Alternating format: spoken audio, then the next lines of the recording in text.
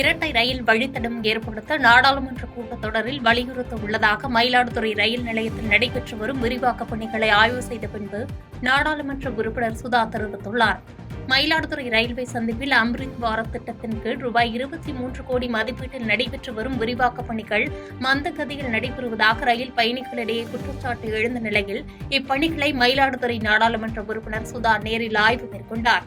ஆய்வின்போது நடைமேடையில் பதிக்கப்பட்ட டைல்ஸ் உடைந்து தரமற்ற முறையில் இருந்ததை கண்ட அவர் ஒப்பந்ததாரரிடம் பணிகளை தரமான முறையில் செய்ய வேண்டும் என்று அறிவுறுத்தினார்.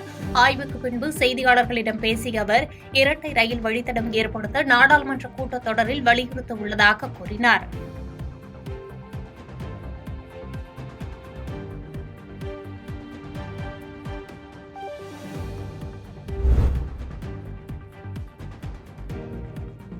ஆழியாறு அணையிலிருந்து 28,516 ஏக்கர் பாசனம் பெறும் வகையில் தண்ணீர் திறந்ததால் விவசாயிகள் மகிழ்ச்சி அடைந்துள்ளனர். கோவை மாவட்டம் பொள்ளாச்சி அடுத்துள்ள மேற்கு தொடர்ச்சி மலைப்பகுதிகளில் பெய்த மழை காரணமாக ஆழியாறு அணை முழு கொள்ளளவை எட்டியதைத் தொடர்ந்து ஆழியாறு அணையில் இருந்து பாசனத்திற்கு தண்ணீர் திறந்துவிடப்பட்டது.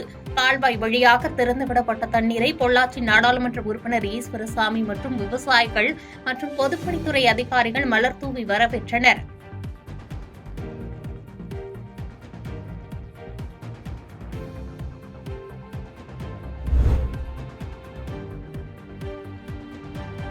பரமத்திவேலூர் வட்டாட்சியர் அலுவலகத்திற்கு வழக்கறிஞர் ஒருவர் நாற்காலியுடன் சென்றது பரபரப்பை ஏற்படுத்தியது. நாமக்கல் மாவட்டம் பரமத்திவேலூர் வட்டாட்சியர் அலுவலகத்தில் தான் அமர வழக்கறிஞர் ஒருவர் கையில் பிளாஸ்டிக் நாற்காலியுடன் வந்தது பரபரப்பை ஏற்படுத்தியது. கபிலர் மலையைச் சேர்ந்த வழக்கறிஞர் மற்றும் சமூக ஆர்வலரான விவேகானந்தன் நில அளவை பிரிவிற்கு சென்று தனது தாயார் உட்பிரிவு சம்பந்தமாக விளக்கம் கேட்டு சென்றபோது தான் ஒரு வழக்கறிஞர் என்றும் தனக்கு முழங்கால் வலி உள்ளது என்று கூறியும் அமர நாற்காலி கொடுங்கள் அமர்ந்து கொண்டு விளக்கம் சொல்கிறேன் என்று கேட்டபோது அவர் அமர நாற்காலி தரவில்லை என்று கூறப்படுகிறது. இன்று மீண்டும் தனது பணி நிமித்தமாக வட்டாட்சியர் அலுவலகம் சென்ற விவேகானந்தன் தான் அமர ஒரு பிளாஸ்டிக் நாற்காலியுடன் சென்றது தற்போது பேசும் பொருளுக்கு ஆளாகியுள்ளது.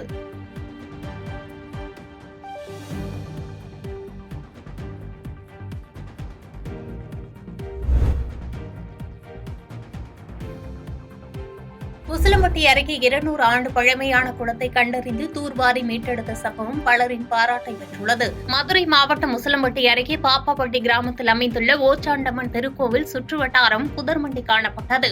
அவற்றை சுத்தம் செய்ய வேண்டும் என்று பொதுமக்கள் பலமுறை ஊராட்சி நிர்வாகத்திற்கு கோரிக்கை வைத்தும் நடவடிக்கை எடுக்கவில்லை என்று தெரிகிறது.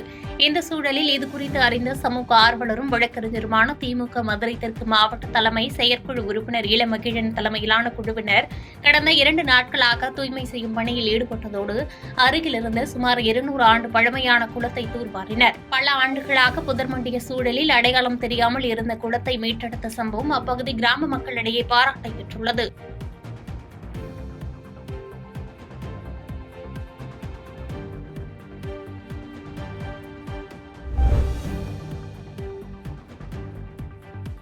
வாணியம்பாடி அருகே தலைக்கவசம் அணிந்து இருசக்கர வாகனம் ஓட்டி வந்தவர்களுக்கு காவல்துறை மற்றும் வட்டார போக்குவரத்து அலுவலர்கள் பூ கொடுத்து வாழ்த்தி அனுப்பி வைத்தது பொதுமக்களிடம் வரவேற்பை பெற்றது. திருப்பத்தூர் மாவட்டம் வாணியம்பாடி அடுத்த செட்டியப்பண்ணூர் கூட்டு சாலையில் வாணியம்பாடி காவல்துறை கண்காணிப்பாளர் விஜயகுமார், வட்டார போக்குவரத்து அலுவலர் ராமகிருஷ்ணன், போக்குவரத்து காவல் ஆய்வாளர் ஞானதி ஆகியோர் தலைமையில் அதிகாரிகள் வாகன தணிக்கையில் ஈடுபட்டனர்.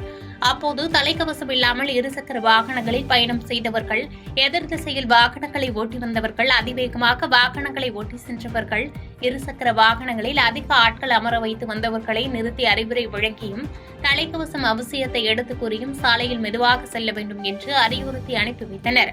மேலும் தலைக்கவசம் அணிந்து இருசக்கர வாகனங்களை ஓட்டி வந்தவர்களுக்கு அதிகாரிகள் மலர்களை வழங்கி வாழ்த்தி அனுப்பி வைத்தனர்.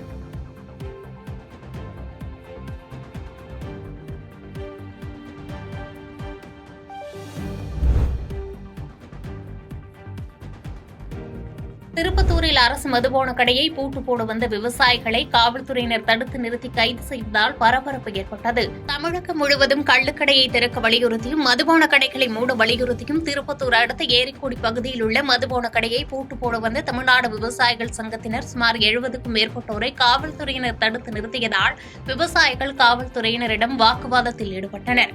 அதனைத் தொடர்ந்து விவசாயிகள் அரசுக்கு எதிராக கண்டன கோஷங்களை எழுப்பி அரசு மதுபான கடைகளை தமிழக அரசு மூடாவிட்டால் இல்லாததால் தலைமை செயலகத்திற்கு பூட்டு போடுவோம் என விவசாயிகள் சங்கத்தினர் எச்சரிக்கை விடுத்தனர். அதனைத் தொடர்ந்து போராட்டத்தில் ஈடுபட்ட விவசாயிகளை காவல்துறையினர் கைது செய்து தனியார் மண்டபத்தில் அடைத்து வைத்தனர்.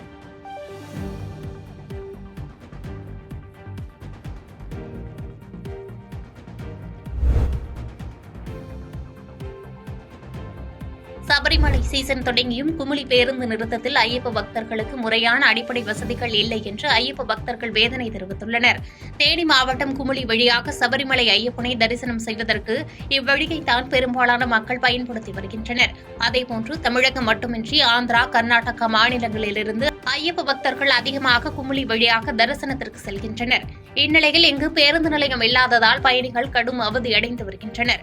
இதேபோன்று கழிப்பிட வசதி, குடிநீர் வசதி, ஐயப்ப பக்தர்கள் ஓய்வு எடுக்கும் அறை போன்ற அடிப்படை வசதிகள் எதுவும் முழுமையாக செய்து தரவில்லை என்று ஐயப்ப பக்தர்கள் குற்றம் சாட்டி வருகின்றனர். இந்நிலையில் புதிய பேருந்து நிலைய பணிகளை விரைந்து முடிக்க வேண்டும் என்று ஐயப்ப பக்தர்கள் கோரிக்கை வைத்ததோடு ஐயப்ப பக்தர்களுக்கு தேவையான அடிப்படை வசதிகளை செய்து தர வேண்டும் என்று வலியுறுத்தியுள்ளனர்.